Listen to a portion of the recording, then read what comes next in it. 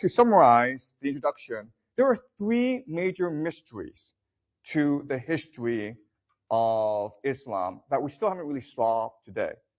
Okay, the first mystery is we know that they have something called the Constitution of Medina. We also know that Jews who are literate were part of the early movement of Islam. So why do we have no early records for the first 100 years? What for the first 100 years of the movement? That's very, very strange. Okay.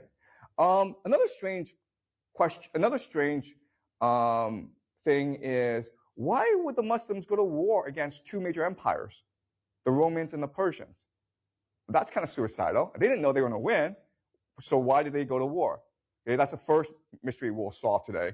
Second mystery is, remember I said that the Shia and the Sunni have a major sectarian divide. The Shia believe that only the descendants of Muhammad's grandson Ali can be the caliph, the leader of the Muslim people. The Sunnis don't. So why didn't Muhammad just name a successor and avoid the civil wars that will erupt after his death? The third question is, why was Al-Aqsa built on the site of the Temple Mount? And this is still a problem today because a lot of the conflict in the Middle East is driven by this problem where the Jews want to rebuild the temple, but to do so, they would have to destroy the Al-Aqsa Mosque, which is the third holiest site in the Islam world. So this is a very important question that is still relevant to us today.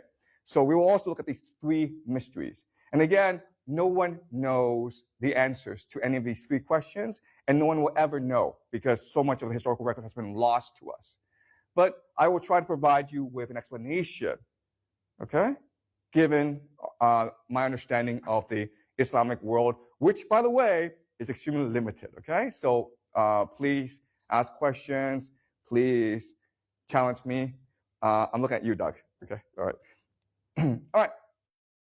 Quickly answer the three mysteries, okay? The first problem is, why were there no written records?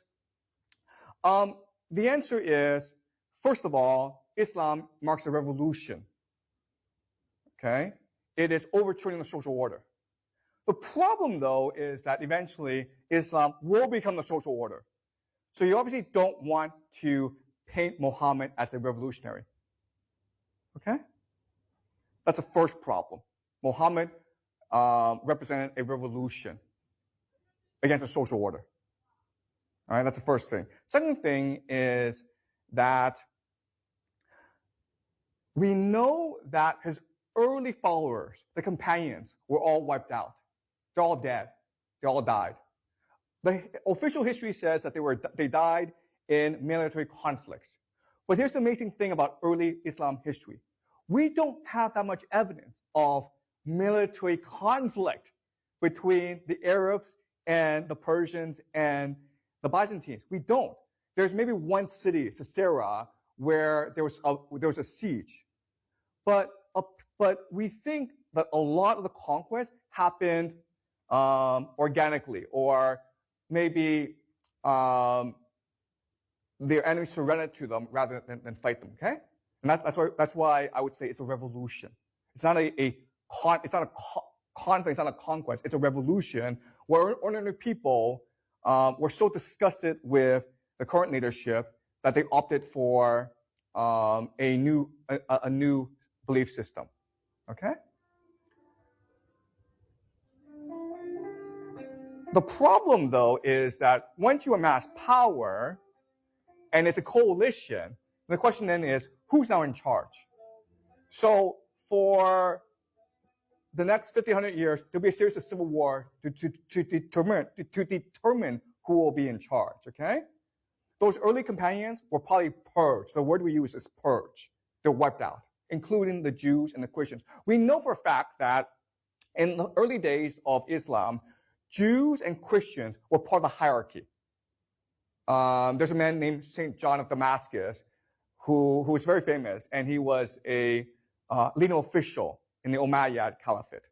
Okay, we know that as a fact, but eventually they were purged from the system. And if they're purged, what happens is they also purge the history. Okay? Because if these are the companions of Muhammad, Christians and Jews, then they're legitimate. They're more legitimate than you are. So therefore, they have to purge that history. Okay? But not only that, and the third thing is that there'll be a series of continuous civil wars among the Arabs in order to determine who will be the caliph.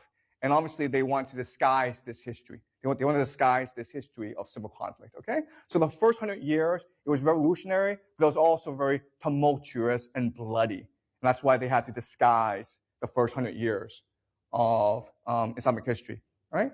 Does that make sense to you guys? And again, this is my explanation. I could be wrong, all right? There could be other explanations. Yeah? Maybe just to throw in another idea. And yep. I think what you said doesn't contradict this either. But right. One thing that's hard for us to imagine is that a culture would actually record its history with historiography. It seems to us as a given. Right? Yep. That, like Chinese culture, official historians going back for 2,200 years and so on, right? The Greeks had their ancient historians, the Romans had their ancient historians, but not every culture has its historians. The Persians didn't write history.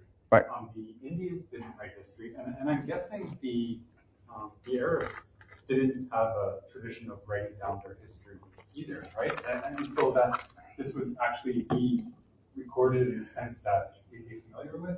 Right. Probably wasn't the case. That is a great point. Thank you, Doug. So Doug's point is that the idea of history comes to us from the Greeks and the Romans who wrote everything down. Okay, but as Doug says, there are many cultures who do not believe or do not have institutions to write down history. We sort of take it for granted today, but back then it was actually a pretty rare thing to actually want to write down your history. Okay, so and a good reason why is that you write down the history, you're also constrained by the history, right? And that's why a lot of empires chose to not write down their history. Okay, so thank you. Yeah. All right. Second question is, why didn't Muhammad name a successor? Again, this is just my theory, but if it's the end of days, if it's the end of the world, you don't need to name a successor because God's coming, right? What's the point? In fact, if you name a successor, then you are admitting defeat, right? What Muhammad is saying to everyone is that every of your traditions, Jewish, Christian, Zoroastrian, are right. It's the end of days. God is coming. There'll be peace on the world. Therefore, we will no longer need leaders. You won't need Muhammad. I'm the last prophet, man. Okay, so that's why I think he didn't name a successor. But there could be other explanations, okay? Do you have another explanation? Okay. And the third is, why did they build the Al-Aqsa Mosque on the on the Temple Mount? And this explanation is going to be very controversial, okay? So the Jews support the Persians in the war against the Byzantines on the condition that the Persians would allow them to return to Jerusalem, but also on the condition that the Jews would be allowed to rebuild their temple, which is exactly what Cyrus the Great did, right? Cyrus the Great is called the Messiah in the Bible. He's the only foreign leader called the Messiah in the Bible because Cyrus the Great allowed them to rebuild the temple, okay? So what I'm saying is this. Al-Aqsa Mosque was originally the third temple. It is what the Arabs promised the Jews for the support. But over time, as these purchases happened, as the civil conflicts happened, then the Arabs needed to consolidate their authority. So they turned the third temple into the Al-Aqsa Mosque. Okay, that's what I think happened. If you go into I don't have time to go into the very detailed history of how the Al-Aqsa Mosque was built, but it was a process that took about 200 years. And it's very possible during these 200 years, intentions changed. Okay? So again, I know this is an extremely controversial statement, but I think that's what happened. Originally, it was meant to be the third temple. But then over time, the Arab leaders changed their minds and thought to themselves that if we do this, then we make the Jews into a very powerful political entity within the Muslim world.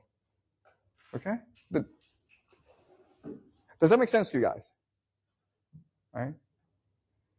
Okay. Again, like, these are my explanations. It's my interpretation. This is not historical fact, okay? All right.